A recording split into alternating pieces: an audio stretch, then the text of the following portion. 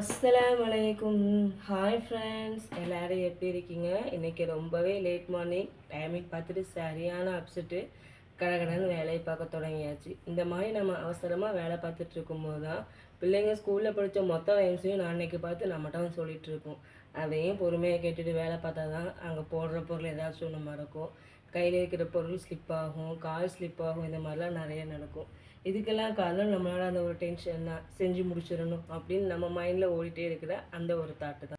ரேஸில் ஓடுற குதிரையை விட அதிகமாக ஓடிட்டு இருப்போம். எல்லா ஒர்க்கையும் முடிச்சுட்டு நம்ம வெயிட் பண்ணிட்டு இருப்போம். அப்போ பார்த்தா 10 நிமிஷம் பிள்ளைங்களை பிக்கப் பண்ணதுக்கு லேட்டாக வருவாங்க. அப்போ வரும் பாருங்க நமக்குள்ள ஒரு கடுப்பு.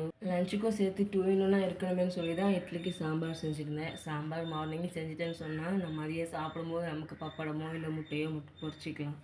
ஓவராலாக எல்லா ஒர்க்கையும் முடிச்சுட்டு பிள்ளைங்களையும் ஸ்கூலுக்கு அனுப்பியாச்சு. அனுப்புனதுக்கப்புறமா வீட்டை திரும்பி பார்த்தா வீடு இந்த மாதிரி ஒரு பொசிஷனில் இருக்குது. பரவாயில்ல, எவ்வளவோ பண்ணிட்டோம், இதை பண்ண மாட்டோமா?